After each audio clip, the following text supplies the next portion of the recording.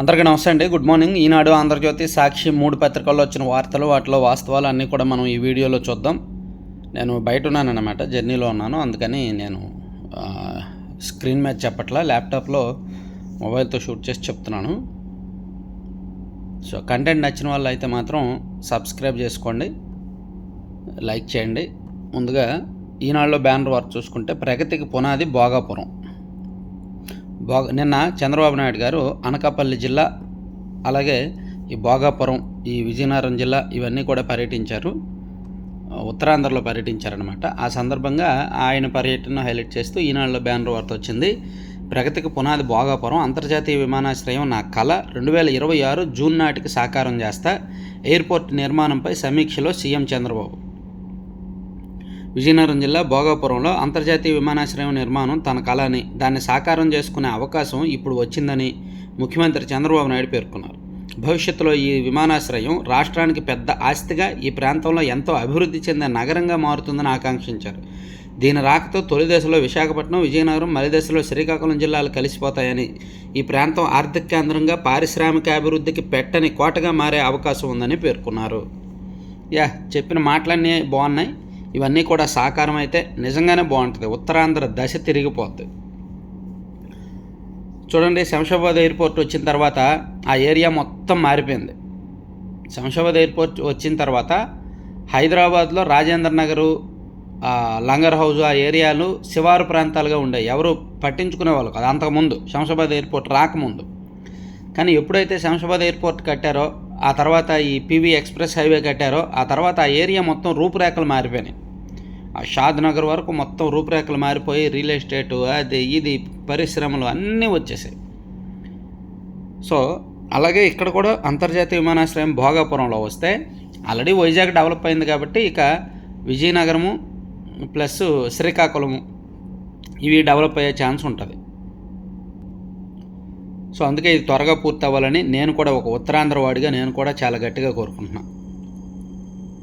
ఇక పోలవరం కట్టక ముందే ఉత్తరాంధ్రకు నీళ్ళు ఇస్తాం. పురుషోత్తంపట్నం పుష్కర ఎత్తిపోతలను ఉపయోగించుకుంటాం. 800 కోట్లు ఖర్చు చేస్తే 2.2 లక్షల ఎకరాలకు నీరు అందుతుంది. విశాఖ ఉక్కును రక్షించుకోవడంపైనే మా ఆలోచన అంతా. అనకాపల్లి జిల్లా పర్యటనలో ముఖ్యమంత్రి చంద్రబాబు. సో ఇప్పుడు మనకి పట్టిసీమ ప్రాజెక్టు చూసారా, పోలవరం పూర్తవకపోయినా పట్టిసీమ ద్వారా ఆ వరద నీటిని మళ్లించి ఈ డెల్టాలో కొంత దీన్ని కాపాడుతున్నారు, పంటలను కాపాడుతున్నారు. పట్టిసీమ ప్రాజెక్ట్ ఎంతగానో ఉపయోగపడుతుంది. అది పట్టిసీమ అనేది కంప్లీట్గా రైట్ కెనాల్కి సంబంధించి. సో ఇప్పుడు లెఫ్ట్ కెనాల్కి సంబంధించి కూడా పురుషోత్తంపట్నం ఎత్తిపోతలు ఉపయోగించుకొని 2500 క్యూసెక్లు గోదావరి నీళ్ళని మళ్ళిస్తాము. దాని ద్వారా 2.2 లక్షల ఎకరాలకు నీరు అందుతుంది. అంటే తాత్కాలికంగా ప్రయోజనం అందేలా చేస్తామని చెప్పారు. ఇది కూడా మంచి ఆలోచన. సో అంటే రైట్ సైడ్, రైట్ కెనాల్ వైపు ఎలాగైతే పట్టిసీమ ఉందో, ఇది లెఫ్ట్ కెనాల్ వైపు పట్టిసీమ లాంటిదే అనుకోవచ్చు. అది మంచి ఆలోచన అనమాట. అదొకటి చూస్తున్నారు. తర్వాత విశాఖ ఉక్కును ప్రైవేటీకరించాం, పాపం సాక్షికి మింగుడు పడని వార్త. సాక్షి వాళ్ళేమో నిన్ననే రాశారు, విశాఖ ఉక్కు ప్రైవేటీకరణ తథ్యం, అది ఇది లీకులు ఇచ్చింది టీడీపీ అని. నిన్న కుమారస్వామి గారు వచ్చారు, కేంద్ర మంత్రి కుమారస్వామి గారు వచ్చి, విశాఖ ఉక్కును ప్రైవేటీకరించము, మూసేస్తారని భయపడొద్దు, ప్రధానిని ఒప్పిస్తాము, ఆయన మార్గదర్శకంలో ప్లాంట్ పునరుజ్జీవన కృషి చేస్తాము, కేంద్ర ఉక్కు శాఖ మంత్రి కుమారస్వామి భరోసా అని చెప్పారు. సో అర్థమైంది కదా, పాపం సాక్షికి మింగుడు పడని వార్త. వాళ్ళేమో జనాల్ని ఏ విధంగా రెచ్చగొట్టాలా అని నెగిటివ్ వార్తలు రాస్తున్నారు.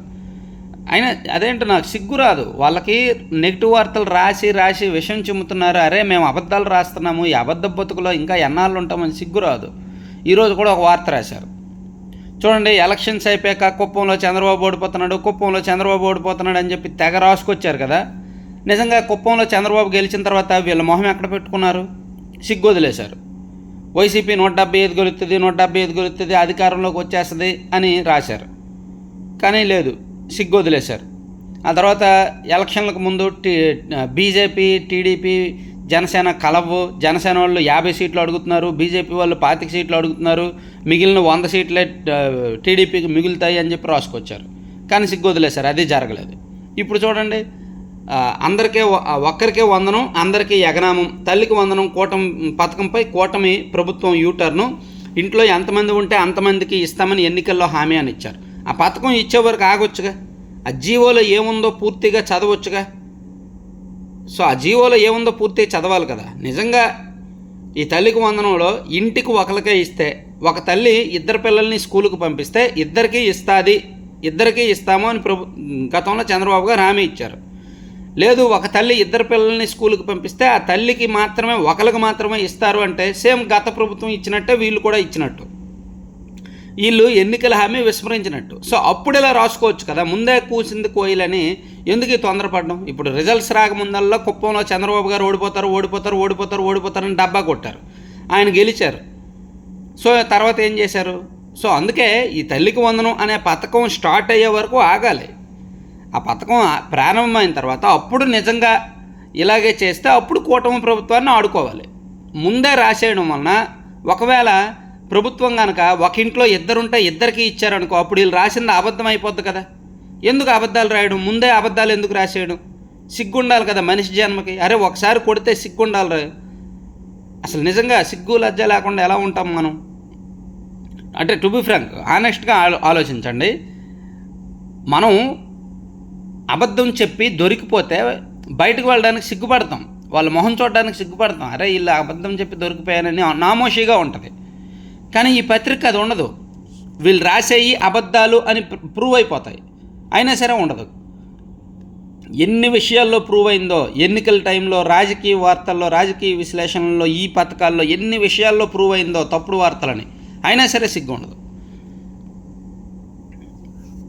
ఆలోచించాలి. సాక్షికి నిజంగా ఇది మంచి అవకాశం. నేను మళ్ళీ చెప్తున్నా, సాక్షి మంచి కోరి చెప్తున్నా, ఒక పత్రిక మంచి కోరి ఒక జర్నలిస్ట్గా సలహా ఇస్తున్నా. సాక్షికి ఇది నిజంగా మంచి అవకాశం. ప్రతిపక్షంలో ఉన్నప్పుడు పత్రికను నడపడం ఒక సవాల్. ప్రజలకి అత్యంత దగ్గరగా పత్రికను నడపచ్చు. ప్రభుత్వాలు అన్నాక తప్పులు చేయడం మానవు. తప్పుకి దొరికినప్పుడు ఉతికి పారేయడం పత్రికల లక్షణం అవ్వాలి. ఊరికే అబద్ధాలు రాసి ఊరికే ప్రజలను రెచ్చగొట్టి ఊరికే రాసుకుంటే మీదంటూ ఒక రియాలిటీ షో లోకం ఉంది, మీదంటూ ఒక అబద్ధపు లోకం ఉంది అని నేను చెప్తున్నాను కదా. దాన్ని మీరు నిజం చేసినట్టే. ఎన్నాళ్ళు అబద్ధ బతుకుతారో నాకు అర్థం కావట్లా. మంచి అవకాశాన్ని వదులుకుంటుంది సాక్షి. నిజంగా ప్రతిపక్షంలో ఉండడం అనేది మంచి అవకాశం, మంచి సవాల్. మంచి వార్తలు రాయొచ్చు. ప్రభుత్వం తప్పుకు దొరికితే తప్పు రాయండి. అవినీతి చేయకుండా మానరు, తప్పుకు దొరకడం మానరు. అధికారంలో ఉన్న పార్టీ ఎన్నాళ్ళని నీతి నిజాయితీతో ఉంటారు, దొరుకుతారు. అవినీతికి దొరుకుతారు. తప్పులు లేకుండా ఎన్నాళ్ళు ఉంటారు, దొరుకుతారు. తప్పుకు కూడా దొరుకుతారు. తప్పుకు దొరికినప్పుడు, అవినీతికి దొరికినప్పుడు ఉతికి ఆరేసేయండి. కానీ ఉత్తుత్తిగా అబద్ధాలు రాస్తే జనం నమ్మరనమాట. చూడండి, ఒక పిల్లవాడి కథ ఉంటుంది. వాడు మేకలు మేపుతూ ఊరి చివరికి వెళ్తాడు. సరదాగా పులి రాకుండానే పులి అంటాడు ఒకరోజు. ఆ ఊర్లో వాళ్ళందరూ కర్రలు పట్టుకుని వచ్చేస్తారు, నిజంగా పులి వచ్చిందేమోనని. సో వాళ్ళందరూ వచ్చాక ఆడు నవ్వుతాడు, పులి ఏం రాలేదు, ఉత్తుత్తిరే మిమ్మల్ని ఏడిపించడానికి అన్నానని. సో దాంతో వాళ్ళందరూ కూడా ఈ పిల్లవాడిని తిట్టుకొని వెళ్ళిపోతారు. మళ్ళీ రెండోసారి కూడా అలాగే చేస్తాడు. పులి రాకుండానే పులి అని అరుస్తాడు. నిజంగా ఊర్లో వాళ్ళందరూ కర్రలు కత్తులు పట్టుకొని వచ్చేస్తారు. ఈసారి నిజంగా పులి వచ్చిందేమో, చంపేద్దాం దాన్ని అని. వాళ్ళు వచ్చాక మళ్ళీ ఆడు నవ్వుతాడు, పులి రాలేదు, ఊరికినే మిమ్మల్ని చెక్ చేశా అంటాడు. సో మూడో రోజు నిజంగానే పులి వస్తుంది. ఈడు అరుస్తాడు పులి అని. కానీ ఊర్లో వాళ్ళు ఎవరో రారు. వీడికి రోజు అలవాటు అయిపోయింది, వీడు ఇలాగే చేస్తాడు అని ఊర్లో ఎవరో రారు, అలర్ట్ అవ్వరు. దాంతో ఆ పులి మేకల్ని తినేస్తుంది, ఆడిని తినేస్తుంది అనమాట. సో అంటే నిజంగా నిజాయితీగా నిజం చెప్పినా మూడోసారి ఎవరో నమ్మలా. సో రేపొద్దున సాక్షి పేపర్ పరిస్థితి కూడా ఇంతే. వీళ్ళు ఇలాగే అబద్ధాలు చెప్తూ పోతే రేపొద్దున వీళ్ళు నిజం రాసినా అబద్ధమే అని అంటారు. సో ప్రతిపక్షంలో ఉన్నప్పుడు నిజాలు రాయడం అలవాటు చేసుకుంటే ఈ 5 సంవత్సరాలు సాక్షి పత్రికకు ఒక వరము. ఇంతకంటే మంచి సలహా ఎవడూ ఇవ్వలేడు. మీరు తలకిందులుగా తపస్సు చేసినా ఇంతకంటే మంచి సలహా ఎవడూ ఇవ్వలేడు. లేదు మా బతికింతే, మేము అబద్ధాలే రాస్తాము, మాకు సిగ్గు లజ్జ ఉండదు, మేము పత్రికను ఇలాగే నడుపుతామంటారా? మీ ఇష్టం, ఎవరు బాగు చేయలేరు. అర్థం చేసుకున్న వాళ్ళకి అర్థం చేసుకున్నంత.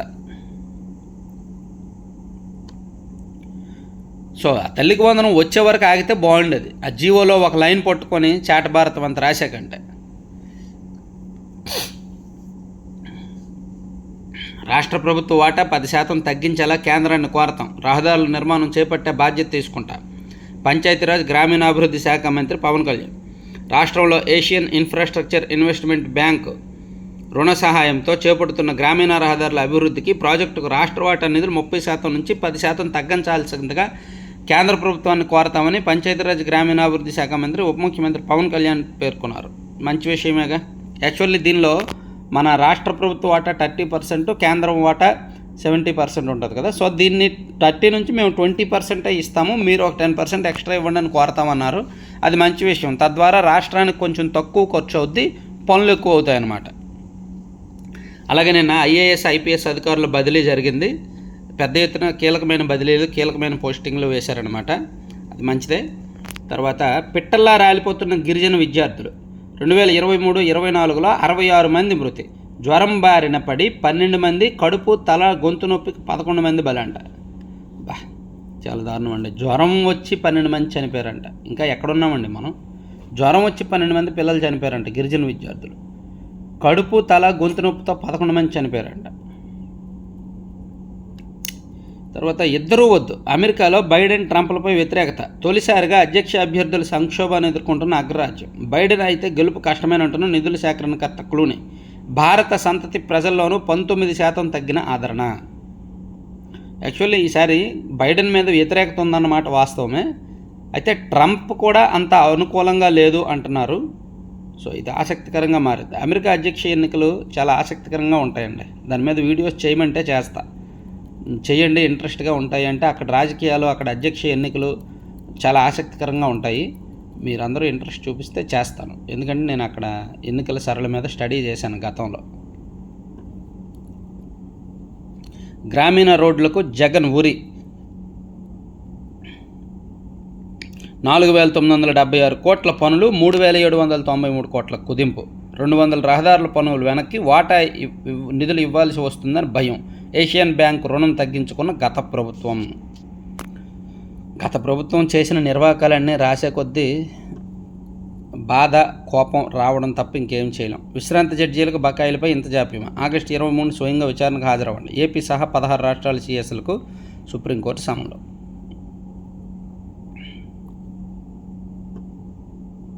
రాష్ట్రంలో పెట్టుబడులు పెట్టండి, స్థలం కేటాయింపులతో పాటు రాయితీలు కల్పిస్తాం. విశాఖను ఫిన్టెక్ హబ్గా తీర్చిదిద్దుతాం. P4 విధానంలో భాగస్వాములు కండి. CII నేషనల్ కౌన్సిల్ సభ్యుల సమావేశంలో ముఖ్యమంత్రి చంద్రబాబు. మంచిది, పెట్టుబడులు వస్తాయి, పెడతారు. సో ఈనాడుని ముగించేద్దాం ఇక్కడితో. ఈనాడులో వార్తలు అయిపోయి, సాక్షిలో వేరే ఏమైనా ఉన్నాయో చూద్దాం ఒకసారి. సాక్షిలో ఇదైతే మాత్రం కొన్నాళ్ళు ఆగితే మంచిది. ఇల్లు జీవోలో ఒక లైన్ పట్టుకొని మాత్రమే చెప్పారు, కానీ ఆ జీవో పూర్తిగా చదివితే అర్థమవుద్ది. సరే, జీవో పక్కన ఎందుకు, ఆ పథకం ఇంప్లిమెంట్ చేస్తారు కదా. ఇంప్లిమెంట్ చేసినప్పుడు నిజంగా ఇంట్లో ఎంతమంది పిల్లలు ఉంటే అంతమంది పిల్లలకి ఇవ్వకుండా ఒక తల్లికే ఇస్తే అప్పుడు వీళ్ళు రాసింది నిజమే అని నమ్ముదాం. ఉచిత ఇసుకను కూడా అలాగే నెగిటివ్ ప్రచారం చేశారు. సో దీన్ని నెగిటివ్ ప్రచారంతోనే స్టార్ట్ చేశారు. ఉచిత ఇసుక లబ్ధిదారులతో మాట్లాడితే బాగుంటుంది. సరే, కోవిడ్ సమయంలో విశాఖలోనే ఉన్న 8 రోజులు ఉన్న పరిస్థితిని నేనే చక్కదిద్దా. నేను గతంలో ఓడిపోయిన తర్వాత మెడ్టెక్ జోన్కి ఇబ్బందులు సృష్టించారు. మొదటిసారి సీఎం అయినప్పుడు ఐటీ పార్క్ క్రియేట్ చేశాను. రెండోసారి సీఎం అయ్యాక బయోటెక్నాలజీ పార్క్ క్రియేట్ చేశాను. మూడోసారి సీఎం అయ్యాక medical equipment manufacturing system create చేశాను. డ్రోన్లతో దోమల్ని నాశనం చేసే టెక్నాలజీ తీసుకొచ్చాను. బెంగళూరు ఎయిర్పోర్ట్ సమీపంలో అభివృద్ధికి ప్రణాళికలు రూపొందిస్తున్నాము. IIITని నేనే ప్రారంభించే. CII ఏపీ మెడ్టెక్ జోన్ సదస్సులో చంద్రబాబు వ్యాఖ్య. వాలంటీర్లతో పనేముందని అధికారిక సమీక్షలో వ్యాఖ్యలంట. ఇది వాలంటీర్లను రెచ్చగొట్టడానికి. వాలంటీర్లను ఉంచుతారు, వాడుకుంటారు. తిరుమల క్యూలో ప్రాంక్ వీడియో, ఓ యూట్యూబర్ నిర్వాకం, సోషల్ మీడియాలో కలకలం, మండిపడ్డ శ్రీవారి భక్తులు. విచారణకు టీటీడీ విజిలెన్స్ ఆదేశం. ఈ వీడియో నిన్న సోషల్ మీడియాలో బాగా వైరల్ అయింది. సో దీని మీద టీటీడీ కూడా సీరియస్గానే ఉంది. మరి ఆకతాయిలు అనమాట, భక్తుల మనోభావాలు పట్టించుకోకుండా ఇష్టం వచ్చినట్టు చేస్తారు. పరువుల IASలు IPSలు బదిలీ అనేది ఒకటి రాశారనమాట, ఇది ఒకటి. సో సాక్షిని పక్కన పెట్టేస్తే ఆంధ్రజ్యోతికి వెళ్దాం. ఈరోజు కొంచెం షార్ట్కట్లో చెప్తున్నానండి, ఎందుకంటే బయట నెట్ స్పీడ్ ఉంటుంది, త్వరగా అవ్వాలి కాబట్టి. ఏపీ నెంబర్ 1, ఇదే మా లక్ష్యం, పాలనను పరుగులు పెట్టిస్తాం చంద్రబాబు. ఉత్తరాంధ్రకు నేనున్న, పోలవరం సుజల స్రవంతి పూర్తి చేసి 3.8 లక్షల ఎకరాలకు నీళ్ళు అందిస్తా. ఉత్తరాంధ్ర సుజల స్రవంతి ఇంకా బతికుందా? ఎప్పుడుదండి బాబు అది. పోలవరం పూర్తయితే కరువే ఉండదు. 800 కోట్లతో ఎడమ కాలువ పనులు. సూపర్ 6 అమల్లో రాజీ లేదు. స్టీల్ ప్లాంటు తెలుగువాడి ఆత్మగౌరవం. యూటర్న్ తీసుకున్నానని నాపై దుష్ప్రచారం. ఒడివడిగా అడుగులు. ఆర్భాటం లేకుండా అనుకోగా ముందుకు. బాబు 4.0 పాలనకు నేటితో నెల రోజులు. అభివృద్ధి మంత్రం, సంక్షేమ సంతకం. పేదలు, దివ్యాంగుల పింఛన్లు భారీగా పెంపు. ఇది నెల రోజుల పాలన మీద నేను ఒక వీడియో చేశాను సెపరేట్గా. అది కాసేపట్లో రిలీజ్ చేస్తా ఏపీ 175 ఛానల్లో చూద్దాం. తర్వాత కౌంటింగ్ తర్వాత కుమ్ముడు. గనుల శాఖ వెంకటరెడ్డి బరి తెగింపు. ఈ యాడ్ పిచ్చాడు. ఆ శాఖలో అడ్డగోలు దోపిడీ. జూన్ 5న 170 LOIలు జారీ. మార్చిలో ఇచ్చినట్టు పాత తేదీలతో ఉత్తర్వులు. చేతులు మారింది 100 కోట్లకు పైగానే. న్యాయశాఖ ఈసీని పక్కన పెట్టి నిబంధనలు ఉల్లంఘించి ఉత్తర్వులంట. సో గనుల శాఖ వెంకటరెడ్డి గారు చేయిందంటూ లేదు. ఎక్సైజ్ శాఖ వాసుదేవరెడ్డి గారు, గనుల శాఖ వెంకటరెడ్డి గారు, ఇంకా ఉన్నారులే కొంతమంది, వాళ్ళందరూ కూడా చేయని తప్పులు అంటూ లేవు, అన్నీ బయటకు వస్తాయి. టీటీడీలో ధర్మారెడ్డి గారు. సో ఇవి 3 పత్రికల్లో వచ్చిన వార్తాంశాలు, వాటిలో కీలకమైన అంశాలు అనమాట. మనం మళ్ళీ నెక్స్ట్ వీడియోలో వేరే అంశాలతో కలుద్దామండి. Thank you very much.